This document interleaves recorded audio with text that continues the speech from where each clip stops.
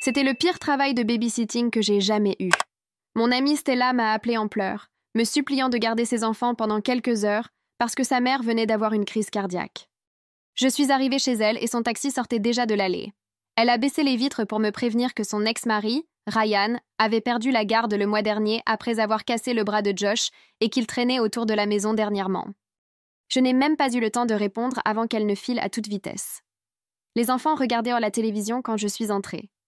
Eva, 8 ans, m'a regardée avec de grands yeux et m'a demandé « Tu vas rester avec nous jusqu'à ce que maman revienne ?» Je lui ai dit « Oui ». Josh a murmuré « Il n'est pas censé venir ici. » Le juge a dit « Il s'est fâché parce que j'ai renversé du jus, il m'a attrapé le bras et l'a tordu jusqu'à ce qu'il se casse. » Ava a ajouté « S'il vient ici, on doit se cacher et appeler le 911. Maman nous a appris. » Je leur ai fait du pop-corn et on s'est installé pour regarder un film, mais les deux enfants ne cessèrent de regarder par les fenêtres. Chaque voiture qui passait les rendait tendus. Puis, des phares ont illuminé le salon alors qu'une voiture entrait dans l'allée. Eva m'a agrippé le bras si fort que ses ongles se sont enfoncés. C'est la voiture de papa. Josh a commencé à trembler à côté de moi. 3 coups puissants ont secoué la porte. Ryan a crié « Eva, Josh, c'est papa, ouvrez !» Les deux enfants se sont cachés derrière le canapé. Josh a couvert son plâtre de manière protectrice. Eva pleurait silencieusement. Tout son corps tremblait. Plus de coups, plus fort cette fois. Ryan a crié « Je sais que vous êtes là. J'ai vu quelqu'un à travers la fenêtre. Ne fâchez pas, papa. » J'ai regardé par le Judas.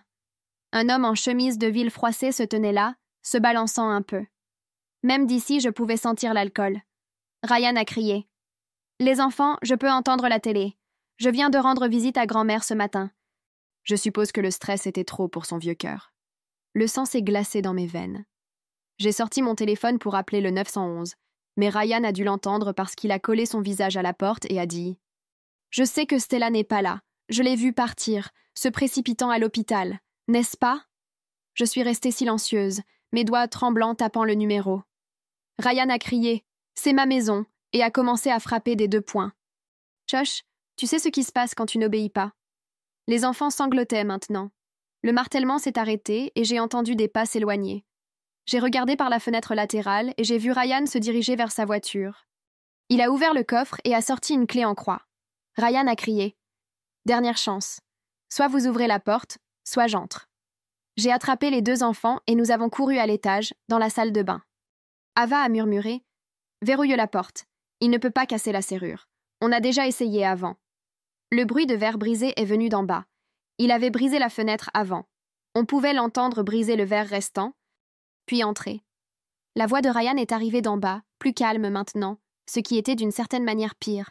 « Où sont mes enfants? Papa veut juste parler. Vous racontez tout sur ma visite matinale avec grand-mère. » J'étais au téléphone avec le 911, murmurant notre adresse. L'opératrice a dit que les unités arrivaient, mais qu'il fallait qu'on reste caché. Des pas lourds dans les escaliers. Ryan a crié. Elle avait l'air si surprise de me voir. Elle a tout de suite commencé à se tenir la poitrine. Vous auriez dû voir son visage quand je lui ai dit ce que Stella préparait. Les enfants se sont regardés avec horreur. Les pas se sont arrêtés devant la salle de bain. La poignée de porte a tourné lentement. Ryan a dit « Je vous ai trouvé ». Puis un coup massif alors qu'il a donné un coup de pied dans la porte. Le bois a craqué mais a tenu. Un autre coup de pied et le cadre a commencé à s'effriter. Ryan a crié « Vous ne pouvez pas vous cacher de moi ». Et il a continué à donner des coups de pied. Entre les coups de pied, il a crié « Josh, tu te souviens de ce qui est arrivé à ton petit chien quand tu as essayé de parler de papa à la maîtresse ?» Josh a commencé à hyperventiler et Eva a dû lui couvrir la bouche pour étouffer ses sanglots. Les coups de pied sont devenus plus forts et plus de morceaux du cadre de la porte se sont envolés. Ryan a crié « J'ai toute la nuit et quand j'entrerai, on va avoir une réunion de famille sur le respect. » La porte ne tenait plus qu'à un fil quand on a entendu des sirènes au loin. Ryan a dû les entendre car les coups de pied sont devenus frénétiques. Il a crié « Ouvrez cette porte, ce sont mes enfants. » La porte a finalement cédé, ne tenant plus que par ses gonds. Ryan se tenait là avec la clé en croix, le visage violet de rage, haletant d'effort. Il a regardé le plâtre de Josh et a souri. « Tu veux que j'en fasse un pour l'autre bras ?» Josh a crié et j'ai mis les 2 enfants derrière moi. Ryan a demandé « Qui es-tu? Tu penses que tu peux m'empêcher de voir mes enfants ?» Il est entré dans la salle de bain et a levé la clé en croix au-dessus de sa tête. J'ai poussé les enfants vers la baignoire et j'ai attrapé la barre de rideau de douche, la tenant pour le bloquer. Mais il a ri et a balancé la clé en croix, la frappant si fort que mes paumes sont devenues engourdies. Il a levé la clé en croix à nouveau, visant ma tête cette fois, et j'ai couvert les enfants avec mon corps, attendant l'impact. Des lumières rouges et bleues ont soudainement inondé la fenêtre. Ryan a regardé derrière lui, puis les enfants, et a commencé à dire « Dites-leur que vous voulez venir avec papa. Dites-leur ou… » Une voix de policier est venue d'en bas. « Police, baissez votre arme !» J'ai crié « À l'étage! Il a une arme !» 2 officiers sont apparus dans l'embrasure de la porte, leurs armes dégainées. Ryan a laissé tomber la clé en croix et a levé la main, disant « Ce sont mes enfants, j'ai des droits. » Un officier a ordonné « Éloignez-vous d'eux maintenant. » Ils l'ont menotté et ont commencé à le sortir. En haut des escaliers, Ryan s'est retourné avec ce sourire horrible. Ryan a crié « Vérifiez le coffre de sa voiture. Allez voir ce qu'il y a dans le coffre de Stella. Regardez ce qu'elle a fait. » L'officier s'est arrêté une seconde, se regardant l'un l'autre, puis a continué à le traîner dans les escaliers. Je suis restée là, tenant les enfants en pleurs, mes mains tremblant, me demandant ce qu'il voulait dire. À travers la fenêtre brisée, je pouvais voir la voiture de Stella toujours garée dans l'allée, le coffre à peine visible dans l'obscurité. Eva m'a regardée avec de grands yeux et m'a demandé « Qu'est-ce qu'il y a dans le coffre de maman ?» Je n'ai pas su quoi lui répondre, mais 2 officiers nous éloignaient déjà du chemin de Ryan en bas. Un officier nous a guidés vers le salon, tandis que 3 autres se dispersèrent dans la maison, vérifiant les pièces et les placards. Leurs mains se déplaçaient vers leurs armes chaque fois qu'ils ouvraient une porte. Les ongles d'Ava s'enfoncèrent dans ma paume et elle ne me lâchait pas. Josh continuait de tirer sur ma chemise, demandant si son papa était vraiment parti cette fois. Je lui ai dit oui, mais ma voix tremblait parce qu'à travers la fenêtre brisée, on pouvait tous entendre Ryan hurler depuis l'arrière de la voiture de police. L'officier avec nous avait des yeux gentils, mais continuait de surveiller les fenêtres tout en parlant dans sa radio. D'autres voitures de police se sont arrêtées dehors, leurs lumières clignotant toujours. Un officier a commencé à prendre des photos des morceaux de verre brisés éparpillés sur le tapis. Le flash de l'appareil photo a fait sursauter les 2 enfants et ils se sont blottis contre moi. Un autre officier a photographié les escaliers où les empreintes de boue marquèrent le passage de Ryan. Ils ont pris des photos de la porte de la salle de bain ne tenant plus que par un gond, avec des éclats de bois partout. Josh a commencé à trembler quand ils ont photographié la clé en croix sur le sol de la salle de bain. J'ai serré les 2 enfants contre moi et j'ai commencé à fredonner la chanson que ma mère me chantait toujours quand j'avais peur des orages quand j'étais petite. L'officier nous a demandé si nous avions besoin d'eau ou de couverture, mais nous sommes restés là, figés. Mon téléphone a sonné et le nom de Stella est apparu à l'écran. Sa voix s'est brisée en demandant si nous allions bien, et je pouvais entendre des bruits d'hôpital derrière elle. Je lui ai dit que Ryan avait été arrêté et que les enfants étaient en sécurité, mais que la maison était endommagée. Elle a demandé ce qui s'était passé et je lui ai expliqué pour la clé en croix et la porte. Puis j'ai mentionné ce que Ryan avait crié à propos de vérifier son coffre. La ligne est restée silencieuse si longtemps que j'ai vérifié si l'appel avait été coupé. Finalement, elle a murmuré quelque chose que je ne pouvais pas entendre à cause des sirènes dehors. L'officier en charge s'est approché et a demandé à parler à Stella. Il a expliqué qu'ils avaient un besoin de la permission de fouiller sa voiture puisque Ryan l'avait spécifiquement mentionné. Elle a été mise sur haut-parleur et elle a accepté d'une voix tendue qui ne lui ressemblait pas. 2 officiers ont marché vers sa voiture dans l'allée avec des lampes de poche pendant que nous regardions à travers la fenêtre brisée. Ils ont d'abord éclairé à travers la vitre arrière, puis ont ouvert le coffre. Je les ai vus se regarder l'un l'autre avant que l'un d'eux n'appelle quelqu'un du nom de détective.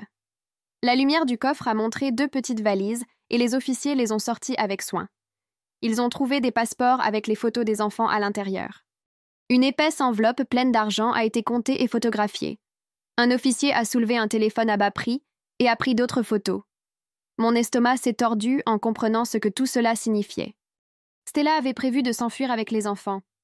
Eva a vu que mon visage changeait et a demandé ce qui n'allait pas avec la voiture de maman. Josh a commencé à pleurer en demandant si maman allait les laisser avec papa. Je leur ai dit que maman ne les laisserait jamais et qu'elle était probablement juste très prudente. Les mots sonnaient faux dans ma bouche, alors que j'essayais de comprendre pourquoi Stella ne me l'avait pas dit. Les enfants se sont blottis contre moi et j'ai continué à fredonner, mais mon esprit s'emballait. Des ambulanciers sont arrivés avec leurs sacs et ont commencé à nous examiner même si j'avais dit que nous allions bien. L'un a examiné le plâtre de Josh centimètre par centimètre pour s'assurer que Ryan ne l'avait pas endommagé davantage. Il a bougé ses doigts et a vérifié le gonflement tandis que Josh gémissait. Un autre ambulancier a mis des compresses de glace sur mes mains là où la barre de douche les avait frappées. Des ecchymoses violettes se formaient déjà sur les 2 paumes. Eva ne les laissait pas la toucher au début jusqu'à ce que je lui tienne la main pendant tout l'examen. Ils ont vérifié ses bras là où elle avait été agrippée et ont écouté sa respiration. L'officier principal est revenu à l'intérieur et a expliqué ce qui allait se passer ensuite.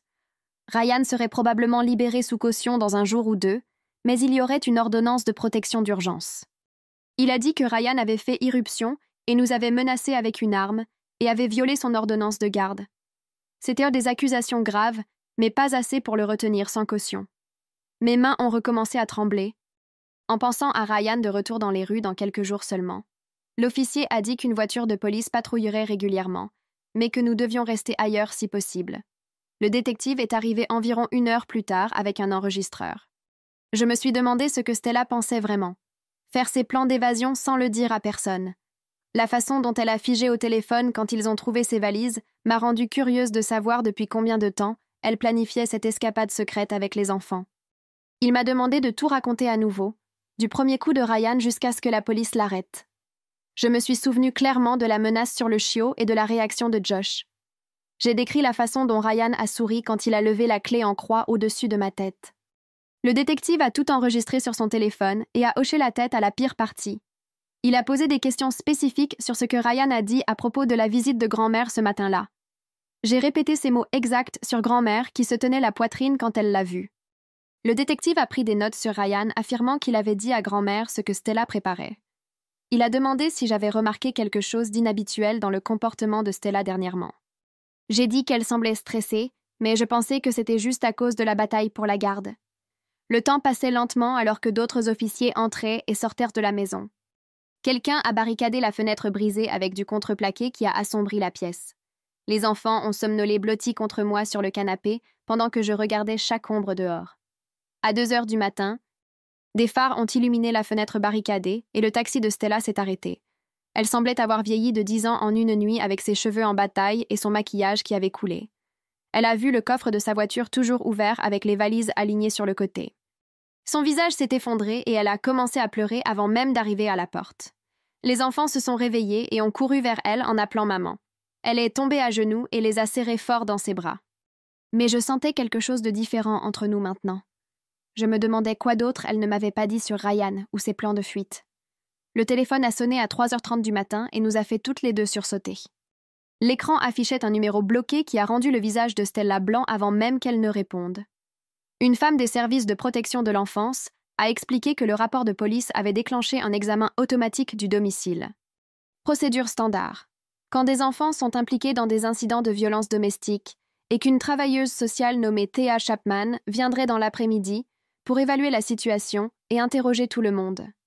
Stella a raccroché et a commencé à pleurer fort, m'agrippant le bras et secouant la tête encore et encore, terrifiée qu'on lui enlève ses enfants après tout ce qui venait de se passer. Les enfants étaient toujours éveillés à l'étage. Trop effrayés pour fermer les yeux, alors nous les avons descendus et avons fait un nid de couverture dans le lit de Stella, où ils se sont finalement endormis vers 4 heures du matin, blottis l'un contre l'autre comme des chiots effrayés, essayant de rester au chaud. J'ai traîné la lourde chaise du coin et je l'ai coincée contre la porte de la chambre, puis je me suis assise là, le dos droit, sursautant chaque fois qu'une voiture passait ou que la maison craquait. Tandis que Stella était assise par terre à côté de moi, ses genoux serrés contre sa poitrine, toutes les deux trop bouleversées pour même penser à dormir. L'aube est arrivée lentement à travers les rideaux et a apporté un autre appel téléphonique. Cette fois-ci du bureau du greffier du tribunal, un homme avec une voix fatiguée lisant un script sur l'ordonnance de protection d'urgence qui était maintenant en vigueur. Ryan ne pouvait pas s'approcher à moins de 500 pieds de la maison, des enfants ou de moi pendant les 2 prochaines semaines jusqu'à l'audience officielle. Il ne pouvait pas appeler, envoyer des SMS ou des messages via d'autres personnes. Il ne pouvait pas se présenter à leur école ou à tout autre endroit où nous pourrions être. Les mots sonnaient officiels et importants, mais il se sentait aussi mince que du papier de soie contre quelqu'un qui avait déjà défoncé une porte pour atteindre ses enfants. Je suis allée faire du café pendant que Stella restait avec les enfants. Mes mains tremblaient si fort que je ne pouvais pas tenir la tasse fermement. Et quand elle a glissé et s'est brisée sur le sol de la cuisine, Les morceaux de céramique se sont envolés partout. Quelque chose dans le son m'a fait penser à la clé en croix frappant la barre de douche. Stella a couru en entendant le bruit et m'a trouvée debout, regardant le désordre. Puis nous avons toutes les deux commencé à rire de la nervosité que nous avions, ce qui s'est transformé en pleurs. Ce qui s'est transformé en nous deux à genoux, ramassant les morceaux en silence total. Les enfants se sont réveillés et voulaient des dessins animés. Alors nous les avons installés dans le salon avec des boîtes de jus, pendant que Stella et moi nous asseyions à la table de la cuisine où elle pouvait les voir, mais ils ne pouvaient pas nous entendre. Elle a regardé ses mains pendant un long moment avant d'expliquer que les choses dans son coffre étaient un kit d'urgence qu'elle avait mis en place pendant des mois. De l'argent qu'elle avait économisé sur le budget de l'épicerie, les passeports des enfants qu'elle avait cachés après que Ryan ait menacé de les emmener au Canada, des vêtements et des jouets, et un téléphone jetable pour appeler sa sœur en Oregon. Elle avait prévu de partir la semaine prochaine, de conduire sans s'arrêter, parce que son avocat avait dit que Ryan pourrait obtenir des visites sans surveillance bientôt, malgré le fait d'avoir cassé le bras de Josh. Et elle ne pouvait pas laisser cela se produire. Elle ne pouvait pas prendre le risque qu'il les blesse à nouveau quand personne ne regardait. Son téléphone a vibré avec un SMS de son avocat, et son visage est devenu pâle alors qu'elle le lisait à haute voix. Ryan avait payé sa caution en utilisant l'argent de ses parents, 10 000 $ en espèces, et il était déjà libre. Son avocat avait déposé une motion d'urgence alléguant que Stella planifiait un enlèvement parental basé sur ce que la police avait trouvé dans son coffre.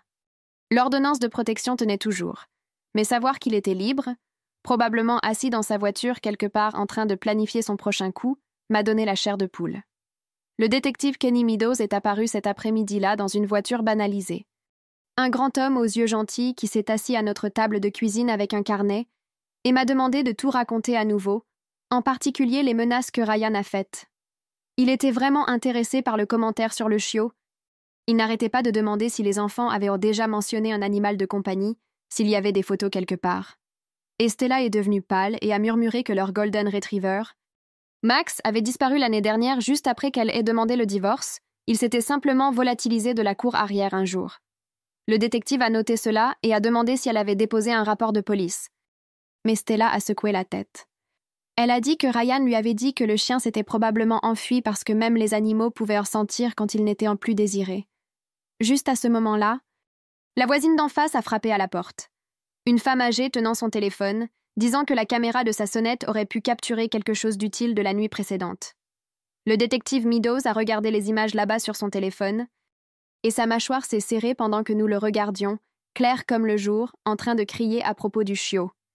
Il l'a vu sortir la clé en croix de son coffre, il l'a entendu crier qu'il ferait un plâtre pour l'autre bras de Josh. Le détective a remercié la voisine et a dit que c'était exactement ce dont ils avaient besoin, une preuve claire de préméditation et de menaces spécifiques. Il a ensuite demandé si nous pouvions faire des copies de tout autre enregistrement de sécurité du quartier. Le lendemain matin, Thea Chapman du service de protection de l'enfance, CPS, s'est arrêtée dans une voiture d'État. Une jeune femme avec un presse-papier qui a parcouru la maison, prenant des photos de tout, la fenêtre barricadée, la porte de la salle de bain défoncée qui pendait encore de travers, le verre qu'ils avaient manqué en balayant dans le coin. Elle a interrogé chaque enfant séparément dans leur chambre pendant que Stella et moi attendions dans la cuisine. Stella serrant sa tasse de café si fort que ses jointures sont devenues blanches. Nous nous efforcions toutes les deux d'entendre ce qui était dit à l'étage. Josh a montré à Thea son livre de dessin où il avait fait une carte de la maison avec de grandes marques rouges X pour les endroits sûrs. La salle de bain était encerclée 3 fois et il y avait des bonhommes allumettes cachés derrière les meubles. Ava a expliqué d'une voix de petite fille de 8 ans que papa se fâche et blesse les gens. Que maman leur a appris à verrouiller les portes et à demander de l'aide. Qu'ils s'entraînent à se cacher comme s'il s'agissait d'un exercice d'incendie, sauf que c'est pour quand papa vient et met le feu. Thea a fermé son carnet et est descendue dans le salon où elle nous a tous fait asseoir à la table de la cuisine et a sorti une épaisse pile de papier de son sac. Elle les a étalés devant Stella et a commencé à pointer différentes sections, expliquant que la situation du coffre était préoccupante. Mais étant donné les antécédents documentés de violence de Ryan et la récente attaque, elle ne serait pas traitée comme criminelle. Les épaules de Stella sont tombées de soulagement jusqu'à ce que Thea ajoute qu'il y avait des conditions. Beaucoup, et que Stella devrait signer un plan de sécurité maintenant, acceptant de ne pas quitter l'État sans l'approbation du tribunal et autorisant des visites mensuelles à domicile pendant les 6 prochains mois. La main de Stella a tremblé en signant chaque page pendant que Thea expliquait que toute violation déclencherait un examen immédiat et le retrait possible des enfants. Le lendemain matin, une épaisse enveloppe est arrivée par coursier du cabinet d'avocat de Zachary Prince, le nouvel avocat de Ryan, et mon estomac s'est tordu en lisant la motion alléguant que Stella aliénait les enfants et avait planifié un enlèvement parental basé sur les preuves du coffre. Elle exigeait des visites supervisées immédiates et remettait en question pourquoi une personne non apparentée comme moi était impliquée dans les décisions de garde des enfants, alors que Ryan avait de la famille élargie disponible. Les papiers ont en fait utilisé la phrase « prétendu ami » pour me désigner, ce qui m'a fait bouillir le sang si fort que j'ai dû faire le tour du pâté de maison 3 fois pour me calmer.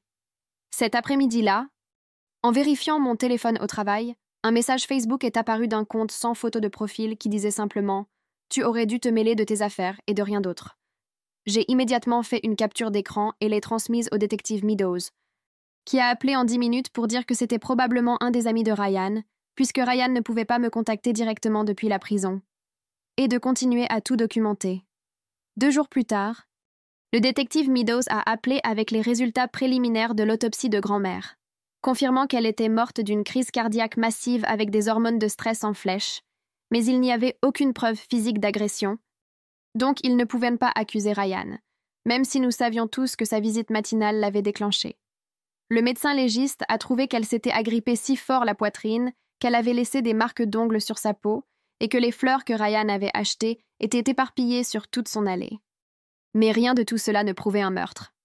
La procureure adjointe, Valérie Tran, a programmé une réunion avec moi dans son bureau du centre-ville. Une petite pièce empilée de dossiers où elle a passé en revue chaque accusation qu'il poursuivait contre Ryan. Elle a mis mon appel au 911 sur son ordinateur portable et j'ai écouté ma propre voix terrifiée murmurant notre adresse. Tandis que Ryan donnait des coups de pied dans la porte en arrière-plan, puis elle m'a montré les images de la caméra de la sonnette de la voisine sur sa tablette où on pouvait clairement voir Ryan sortir la clé en croix de son coffre. Que l'avocat de Ryan vous appelle une prétendue amie est amusant venant de quelqu'un qui défend un gars qui utilise des clés en croix pour résoudre des conflits. De toute évidence, ils ont tous les deux sauté le chapitre sur la décence humaine de base. Valérie a dit que c'était la preuve la plus solide et qu'elle était sûre d'obtenir des condamnations pour effraction, agression avec une arme mortelle et violation de l'ordonnance de protection. Mais elle avait besoin que je sois prête à témoigner au procès. À la fin de cette semaine, je m'effondrais au travail, faisant des erreurs stupides sur des feuilles de calcul que j'avais faites 100 fois, manquant des réunions que j'avais mises dans mon calendrier, et ma superviseure, Janet, m'a appelé dans son bureau pour me demander si tout allait bien. J'ai commencé à inventer une excuse, mais je lui ai ensuite simplement dit que je faisais face à une urgence familiale impliquant de la violence et des affaires judiciaires, et elle m'a immédiatement donné 3 jours de congé, sans demander de détails. Elle a juste dit de prendre soin de moi et de revenir quand je serais prête. Ce soir-là, Stella et moi nous sommes assises sur son porche arrière, après que les enfants soient allés se coucher, et elle m'a raconté des choses que je n'avais jamais sues sur son mariage, comment Ryan avait caché leur passeport quand elle avait essayé de rendre visite à sa sœur à Portland il y a 2 ans, comment il l'avait menacée d'emmener les enfants chez ses parents au Canada, où les lois sur la garde étaient différentes, et elle ne les reverrait jamais. Elle m'a montré de vieux SMS qu'elle avait gardés où il décrivait exactement comment il disparaîtrait avec eux si elle essayait un jour de partir. Et soudain, l'affaire du coffre avait un sens parfait parce que ce n'était pas de la paranoïa. C'était de la préparation basée sur de vraies menaces qu'il avait déjà faites. Le lendemain, Théa est revenue avec un entrepreneur pour installer de nouvelles serrures sur toutes les portes, expliquant que le plan de sécurité comprenait des mesures de sécurité spécifiques qui devaient être en place dans les 72 heures. Nous avons passé l'après-midi à monter des caméras à chaque entrée, pendant que les enfants aidaient à choisir les endroits où ils pourraient voir toute la cour. Et Théa a suggéré de faire un contact d'urgence officiel à leur école et d'obtenir des papiers pour la tutelle temporaire au cas où quelque chose arriverait à Stella. Elle a également appris aux enfants un mot de code à utiliser s'ils se sentaient en danger. Et ils ont choisi papillon, ce qui a fait pleurer Stella parce qu'elle leur avait dit qu'un jour, ils s'envoleraient libres comme des papillons. 3 jours plus tard, le directeur de l'école a appelé Stella paniquée parce qu'une livraison de fleurs était arrivée pour les enfants avec une carte qui disait « Papa vous aime et vous manque, à bientôt ». Ce qui n'était pas techniquement une violation de l'ordonnance de protection, mais était clairement destiné à effrayer tout le monde. Le directeur avait déjà appelé la police, qui l'a documenté, mais a dit qu'il ne pouvait pas arrêter Ryan pour avoir envoyé des fleurs, et les 2 enfants étaient tellement bouleversés qu'ils ont refusé d'aller à l'école le lendemain. Josh vomissait d'anxiété et Eva se cachait sous son lit.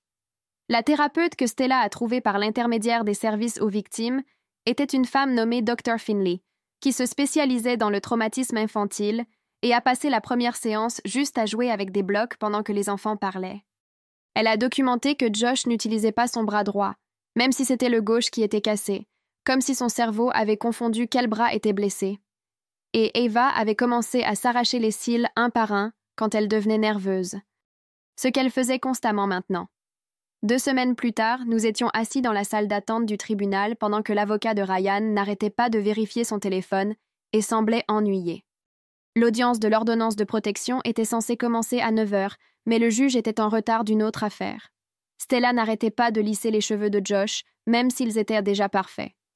Ava s'est assise entre nous, lisant la même page de son livre encore et encore. Quand ils nous ont finalement appelés, Ryan était déjà assis à sa table dans un nouveau costume, regardant droit devant lui. Le shérif m'a fait asseoir sur la chaise des témoins, et je pouvais sentir les yeux de Ryan sur moi tout le temps. Zachary Prince s'est levé et m'a demandé si j'étais sûre de ce qui s'était passé cette nuit-là. Il a suggéré que j'étais peut-être confuse parce que j'avais peur.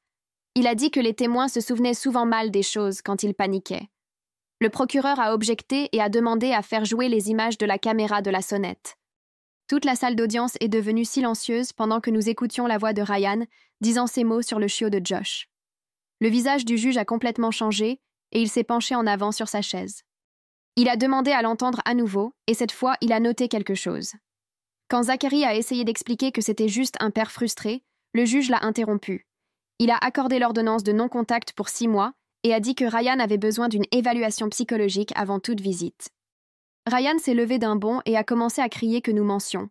Il a pointé Stella du doigt et a crié qu'elle empoisonnait leurs enfants contre lui. Le shérif s'est déplacé vers lui, mais Ryan a continué à crier sur ses droits en tant que père. 2 gardes de sécurité ont dû le saisir par les bras et le traîner dehors pendant qu'il criait que ce n'était pas fini. Nous sommes restés dans la salle d'audience pendant 10 minutes de plus à remplir des papiers, pendant que nous pouvions encore l'entendre dans le couloir. Mon téléphone a commencé à vibrer 2 heures plus tard avec des notifications Facebook. Ryan avait posté une longue tirade appelant Stella une kidnappeuse et disant que je l'avais aidée à voler ses enfants. Il a affirmé que nous travaillions ensemble sur une conspiration et a exigé que les gens partagent sa publication pour la justice. Ses amis commentaient et la partageaient, et bientôt le téléphone de Stella a été rempli de messages d'étrangers. Une femme qu'aucune de nous ne connaissait a traité Stella de mère terrible et a dit qu'elle méritait de perdre ses enfants. Une autre personne m'a envoyé un message disant qu'il savait où je travaillais. J'ai commencé à faire des captures d'écran de tout immédiatement, et le stockage de mon téléphone s'est rempli en 1 heure. Miranda est venue ce soir-là avec son ordinateur portable et m'a aidé à tout organiser dans un dossier sur le cloud. Nous avons fait des dossiers pour chaque type de menace et avons documenté les heures et les noms d'utilisateurs. Chaque voiture qui passait me faisait vérifier la fenêtre pour voir si c'était la voiture de Ryan. Les enfants l'ont remarqué et ont commencé à le faire aussi. Nous surveillions tous constamment. Josh se figeait chaque fois qu'il entendait une porte de voiture se fermer avec un bruit sourd dehors. Ava a commencé à garder ses chaussures tout le temps au cas où il devrait en courir. Je me suis retrouvée à prendre des photos de chaque voiture garée près de la maison de Stella. Mon album photo n'était plus que des plaques d'immatriculation et des captures d'écran. Ce week-end-là, Stella a dû s'asseoir avec les enfants et leur expliquer pourquoi ils ne pouvaient pas aller dormir chez leur tante. Josh la suppliait de lui rendre visite en Oregon, où ils se sentiraient plus en sécurité. Le tribunal ne les autoriserait pas à quitter l'État tant que l'affaire de la garde n'était pas réglée. Josh a demandé s'ils étaient piégés et le visage de Stella s'est tout simplement effondré. Elle ne pouvait pas lui mentir. Mais elle ne pouvait pas non plus lui dire la vérité. Eva a dit que ce n'était pas juste que papa les effraie même quand il n'était pas là. 3 jours plus tard, j'étais au supermarché quand une voiture a fait une explosion sur le parking. Soudain, je me suis retrouvée dans cette salle de bain avec Ryan qui donnait des coups de pied dans la porte et les enfants qui criaient. Ma poitrine s'est serrée, je ne pouvais pas respirer et mes mains sont devenues engourdies. Une femme que je n'avais jamais vue auparavant m'a aidée à m'asseoir sur un banc et m'a demandé si j'avais besoin d'une ambulance. J'ai réussi à composer le numéro de la ligne d'assistance téléphonique de crise que le détective Meadows m'avait donné. La conseillère est restée au téléphone avec moi pendant 20 minutes jusqu'à ce que je puisse à nouveau respirer normalement. Le détective Meadows a appelé la semaine suivante avec une mise à jour sur l'affaire pénale. Il a dit qu'ils avaient suffisamment de preuves pour des accusations graves, mais l'avocat de Ryan poussait pour un accord de plaidoyer. Si Ryan acceptait des accusations moins graves, il pourrait n'obtenir qu'une simple probation au lieu de la prison. L'idée qu'il soit libre me donnait envie de vomir. Meadows a expliqué que les procès étaient imprévisibles et qu'en passer par un signifierait que les enfants devraient témoigner. Il a dit que parfois, un résultat garanti était meilleur que le risque qu'ils s'en sortent complètement libres. 2 jours après cet appel, la secrétaire de l'école a appelé Stella, paniquée. Une lettre était arrivée pour les enfants de la part de leur grand-mère, disant à quel point leur père les aimait. Ce n'était techniquement pas Ryan qui les contactait, mais nous savions tous qu'il avait demandé à sa mère de l'écrire. Le directeur l'avait déjà confisquée, mais Josh a vu l'enveloppe et a été tellement bouleversé qu'il a vomi. Nous avons tout documenté et l'avons envoyé à l'avocat qui a déposé une requête d'urgence. Le juge a ajouté une disposition selon laquelle aucune tierce personne ne pouvait non plus transmettre de message. La mère de Ryan a essayé de prétendre qu'elle avait agi seule, mais personne ne l'a cru. Pendant ce temps, Stella se noyait sous les factures pour avoir manqué du travail pour toutes les dates d'audience. Sa voiture avait besoin de nouveaux pneus, mais elle avait peur de dépenser l'argent d'urgence. La réparation de la fenêtre brisée avait coûté plus que ce que l'assurance couvrait. Elle avait utilisé des jours de vacances pour le tribunal, mais il ne lui en restait plus pour quand les enfants tomberaient malades. Miranda et moi avons commencé à envoyer des SMS à nos amis pour qu'ils aident sans en parler à Stella. Le mari de quelqu'un est venu pour réparer le cadre de la porte correctement. Une autre amie a déposé 3 sacs d'épicerie en disant qu'elle avait acheté trop. Les gens trouvaient toujours de petites façons d'aider sans que ce soit flagrant. Le frère de mon collègue a installé une meilleure serrure sur la porte arrière gratuitement. La thérapeute tenait des notes détaillées sur tout ce que les enfants disaient et faisaient. Elle nous a montré les dessins de Josh de ses séances et ils étaient déchirants. Des bonshommes bâtons cachés dans des baignoires pendant qu'un énorme monstre défonçait des portes à coups de pied. Dans une image, le monstre avait une clé en croix pour main. Josh s'était dessiné avec les 2 bras dans le plâtre, même si un seul était cassé. La thérapeute a dit que son cerveau se préparait à plus de violence.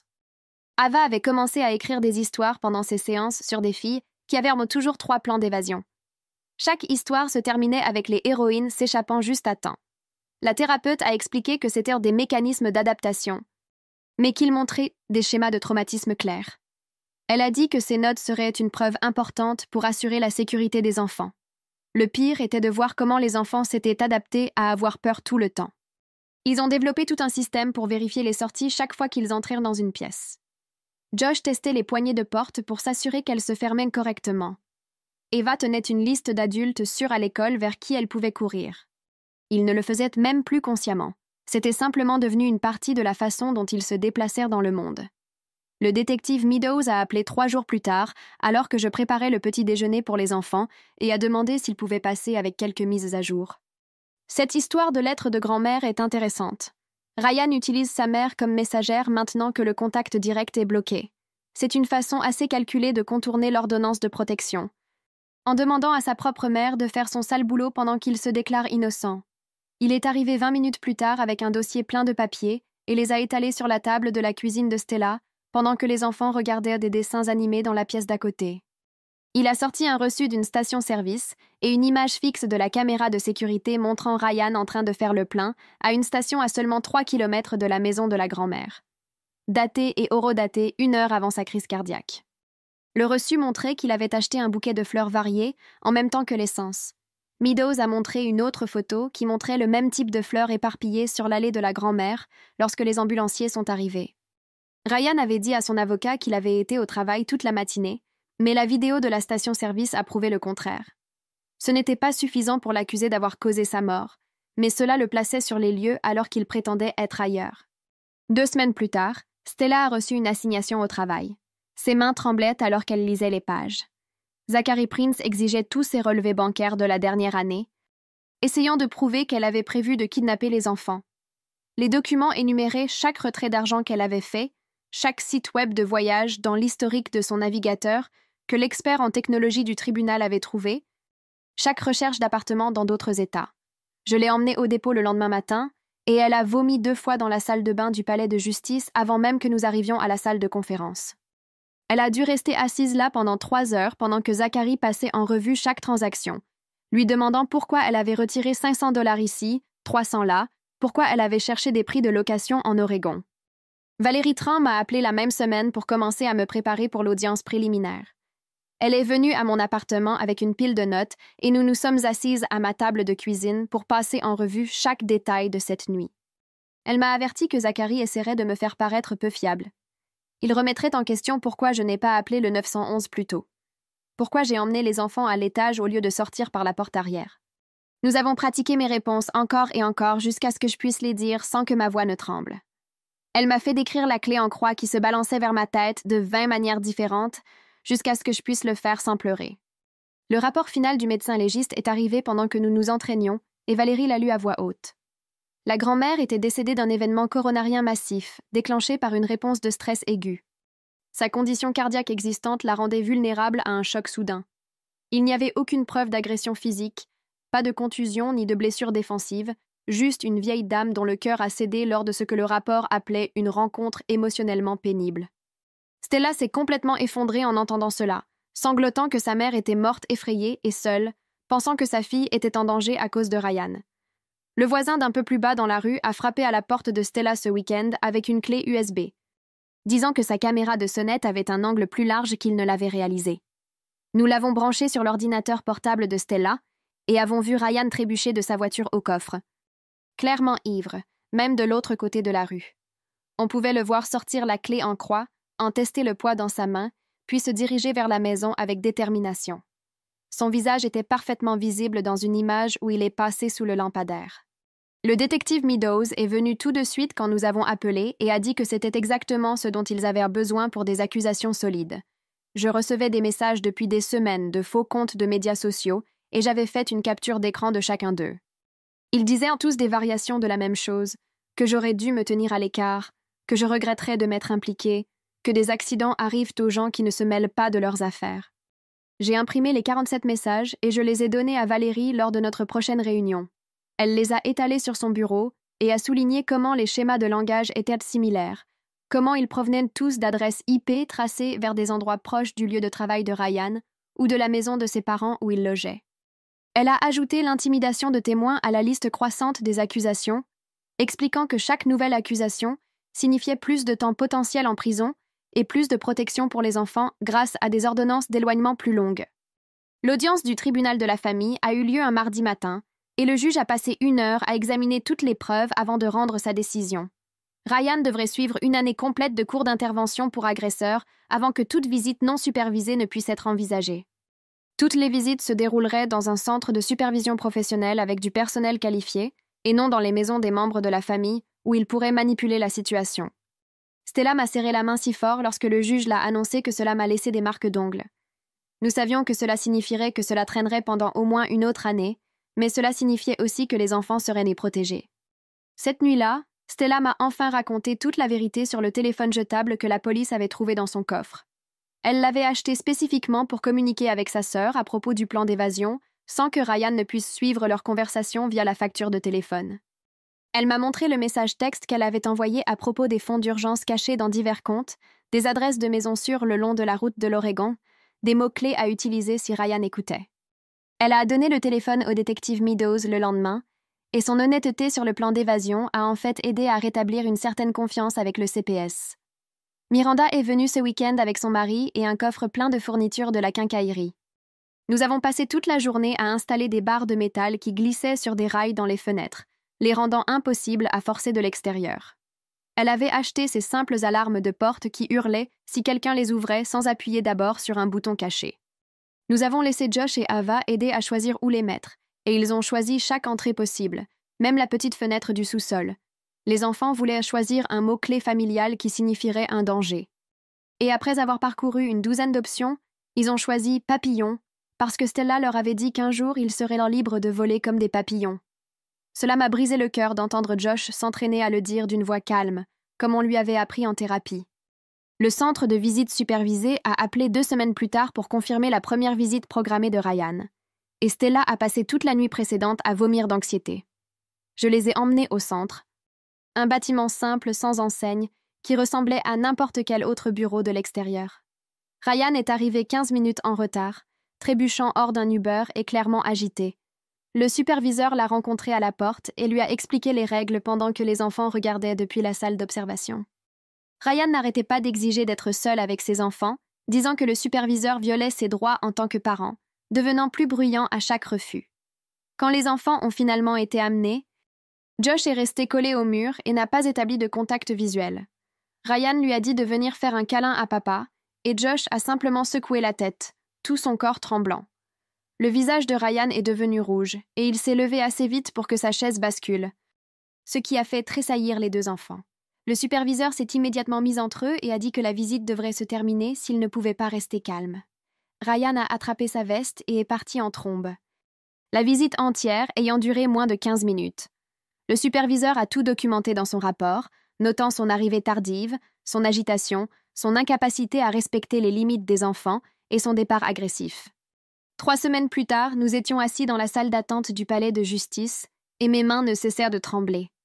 Valérie avait toutes nos preuves organisées dans des dossiers soignés, tandis que je continuais de vérifier mon téléphone toutes les quelques secondes.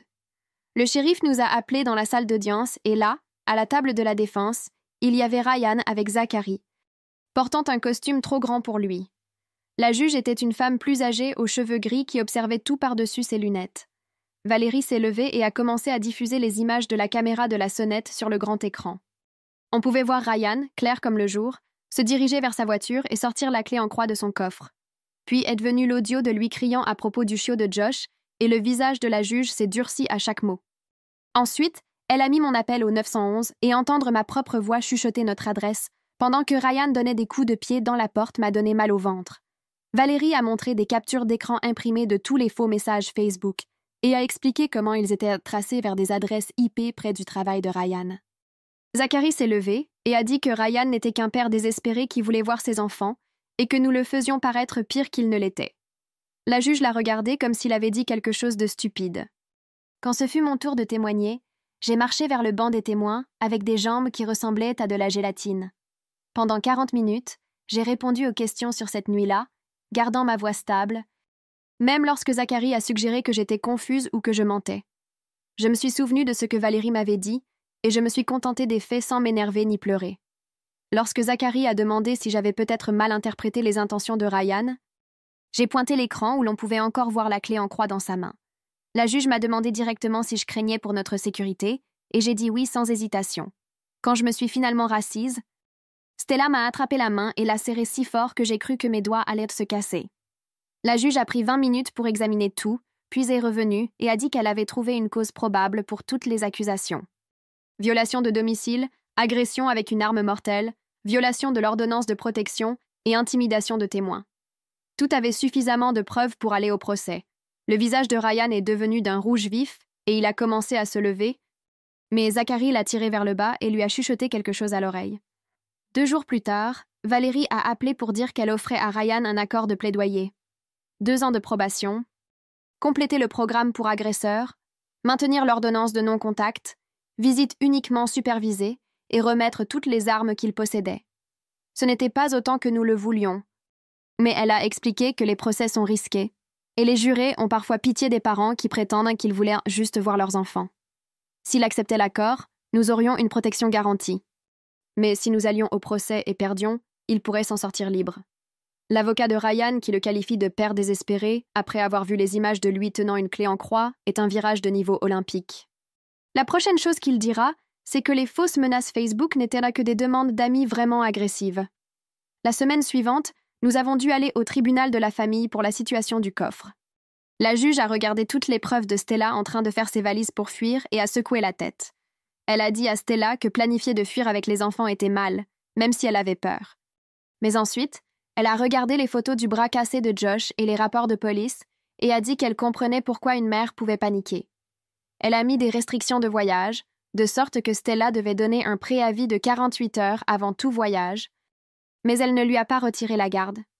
Stella a fondu en larmes là, dans la salle d'audience. L'avocat de Ryan a appelé cet après-midi-là pour dire qu'il accepterait l'accord de plaidoyer. Zachary a expliqué que si Ryan allait au procès et perdait, il pourrait prendre 5 ans de prison. L'accord signifiait une surveillance stricte, et s'il enfreignait une seule règle, même une seule fois, il purgerait la peine complète. Ce n'était pas parfait, mais cela signifiait des conséquences réelles et une protection pour les enfants. Valérie a déposé les documents le jour même. 1 mois plus tard, Théa a appelé pour dire que le CPS nous passait à des contrôles trimestriels au lieu de visites hebdomadaires. Le plan de sécurité serait maintenu, mais la famille faisait de bons progrès. Les enfants allaient en thérapie 2 fois par semaine et Stella se conformait à toutes les exigences. Josh avait recommencé à utiliser son bras droit et Eva ne s'arrachait plus les cils. On avait l'impression que peut-être nous pourrions arrêter de retenir notre souffle tout le temps. J'ai aussi remarqué des changements en moi. Je ne sursautais plus à chaque coup de portière de voiture. Je vérifiais toujours toutes les serrures 3 fois avant d'aller me coucher. Je ne pouvais pas m'asseoir le dos aux portes et je choisissais toujours des sièges où je pouvais voir les sorties. Ma thérapeute a dit que c'était des réponses normales au traumatisme qui pourraient s'estomper avec le temps ou non. Stella a dit qu'elle était la même maintenant, toujours à l'affût et prête à fuir, mais capable de fonctionner au quotidien. Un après-midi, Stella m'a demandé si nous pouvions parler en privé pendant que les enfants jouaient dehors. Elle s'est à nouveau excusée de ne pas m'avoir parlé du coffre, expliquant qu'elle pensait qu'elle devrait le signaler si je savais. Elle avait peur de perdre les enfants s'il était découvert qu'elle planifiait de fuir. Nous avons convenu d'être complètement honnêtes l'une avec l'autre à partir de maintenant, et elle m'a ajouté à tous les formulaires scolaires et papiers médicaux en tant que contact d'urgence. La confiance n'était pas entièrement rétablie, mais nous y travaillions étape par étape. Les visites supervisées au centre avaient lieu tous les 2 samedis maintenant. Les enfants les géraient de mieux à chaque fois et avaient appris qu'ils pouvaient dire non si Ryan voulait des câlins. Ils pouvaient demander des pauses s'ils se sentaient mal à l'aise. Le superviseur a écrit dans ses rapports que Ryan suivait les règles, mais on pouvait voir qu'il détestait les restrictions. Il demandait toujours quand il pourrait les voir seuls. Et le superviseur devait continuer à lui rappeler que ce n'était plus sa décision. Valérie m'a appelé la semaine suivante pour me faire le point sur la conformité de Ryan au terme de l'accord de plaidoyer. Elle a ouvert son dossier sur son ordinateur et a passé en revue chaque exigence pendant que je prenais des notes sur mon téléphone. Il assistait à toutes les sessions d'intervention pour agresseurs les mardis soirs, se signant et restant les 2 heures complètes. L'établissement envoyait des rapports hebdomadaires confirmant sa présence et son niveau de participation. Il n'avait pas essayé de nous contacter du tout, ni via les médias sociaux, ni via des tiers, ni rien. Son moniteur GPS à la cheville montrait qu'il était resté à l'écart de la maison, de l'école et de tous les autres endroits répertoriés dans l'ordonnance. Elle m'a rappelé de continuer à tout documenter de toute façon, de prendre des captures d'écran de tout message étrange ou de noter toute voiture qui ressemblait à la sienne. J'avais déjà rempli 2 carnets de dates et d'heures de choses qui semblaient normales, mais qui pourraient être importantes plus tard. L'expert en assurance est venu cet après-midi-là pour voir la fenêtre cassée et le cadre de la porte endommagé. Il a pris des photos sous tous les angles et a mesuré les morceaux de verre qui étaient encore collés dans le cadre. Miranda est arrivée pendant qu'il travaillait, portant une boîte de beignets et un chèque du fonds d'urgence de son église. L'expert a dit que l'assurance couvrirait la majeure partie, mais qu'il y aurait toujours une franchise de 500 $. Miranda m'a tendu le chèque pour exactement ce montant, avant que je puisse lui dire de combien nous avions besoin. Les installateurs de fenêtres ont mis le nouveau verre renforcé 3 jours plus tard, perçant des serrures supplémentaires dans le cadre et ajoutant des barres de métal qui pouvaient glisser de l'intérieur. Josh et Eva ont regardé depuis les escaliers pendant qu'ils travaillaient, posant des questions sur la solidité du nouveau verre. Après leur départ, nous sommes sortis et avons planté des tournesols sous la fenêtre, creusant des trous dans la terre et plaçant soigneusement chaque graine. Le détective Meadows est passé pour clore officiellement l'enquête active, puisque Ryan avait accepté l'accord de plaidoyer. Il m'a tendu sa carte de visite avec son numéro de téléphone personnel, écrit au dos au stylo bleu. Il s'est assis à notre table de cuisine et a passé en revue son rapport final, me montrant où il avait documenté chaque élément de preuve, y compris les images de la sonnette et mon appel au 911. Il a dit que ce que nous avions fait cette nuit-là, rester calme et appeler à l'aide tout de suite, avait probablement sauvé toutes nos vies. J'ai mis sa carte dans mon portefeuille derrière mon permis de conduire, où je saurais toujours exactement où elle était. Un soir, Josh s'est approché de moi pendant que je préparais le dîner et a dit qu'il dormait sans la lumière du couloir depuis 3 nuits. Il m'a montré un graphique que sa thérapeute lui avait donné où il mettait des autocollants d'étoiles pour chaque nuit où il y parvenait. Eva avait complètement arrêté de s'arracher les cils et était de retour à lire 3 livres par semaine, comme avant que tout ne se passe. Elle avait même recommencé à écrire ses propres histoires, bien que maintenant elles aient toutes de très bons systèmes de sécurité. Leur thérapeute a dit qu'ils faisaient d'excellents progrès, mais qu'ils auraient besoin d'un soutien continu pendant au moins une autre année. Stella m'a demandé si nous pouvions parler pendant que les enfants étaient à l'école, et nous nous sommes assises sur son porche arrière, le café refroidissant dans nos mains. Elle a compris que je ne pouvais pas continuer à être disponible pour chaque crise ou urgence qui se présentait. Je lui ai dit que je garderais toujours les enfants parfois et que je resterais sur tous les formulaires de contact d'urgence, mais que j'avais aussi besoin de reconstruire ma propre vie. Elle avait déjà commencé à construire un plus grand réseau de soutien, rejoignant un groupe de mères célibataires au centre communautaire et rencontrant d'autres parents à l'école. Nous étions toujours amis, mais avec de nouvelles limites qui nous gardaient toutes les deux en meilleure santé. Le tribunal a envoyé une enveloppe épaisse avec les ordonnances finales que le juge avait signées. La visite supervisée se poursuivrait pendant une année complète avec des rapports chaque mois sur le comportement et la conformité de Ryan. Stella ne pouvait pas quitter l'État pendant 6 mois sans une autorisation écrite du tribunal. Les enfants devaient continuer d'aller en thérapie 2 fois par semaine avec des rapports de progrès envoyés au tribunal. Ryan devait terminer l'intégralité du programme pour agresseur de 52 semaines, en plus de passer une évaluation psychologique avant que quoi que ce soit ne puisse changer. Les documents expliquaient exactement ce qui se passerait si quelqu'un enfreignait une seule règle, même une petite. Nous avons passé un samedi après-midi à installer une autre caméra qui couvrait la cour arrière et la porte latérale de la maison. Les enfants ont aidé à passer les fils et m'ont montré leur nouvelle carte de sécurité avec des cachettes mises à jour dans le garage et le sous-sol. Nous nous sommes entraînés à dire « papillon » comme mot-clé pour le danger, et ils savaient tous qu'ils devaient appeler le 911 en premier avant de faire quoi que ce soit d'autre. La thérapeute a dit qu'être préparé était une bonne chose, tant que nous ne laissions pas la peur contrôler nos vies quotidiennes. La visite supervisée de Ryan au parc s'est mieux passée que quiconque ne l'avait prévu. Le superviseur envoyait des SMS toutes les 30 minutes, envoyant des photos de Ryan poussant Josh sur les balançoires pendant que Josh souriait vraiment. Il y avait une autre photo de lui aidant Ava à traverser les bars, la tenant quand ses bras se fatiguaient. Le superviseur a noté que Ryan a suivi toutes les règles, n'a rien dit d'inapproprié et est parti juste au moment où l'heure était terminée. En rentrant du supermarché plus tard, j'ai réalisé que j'avais passé tout le trajet sans constamment vérifier mes rétroviseurs pour sa voiture ou balayer les parkings pour son visage.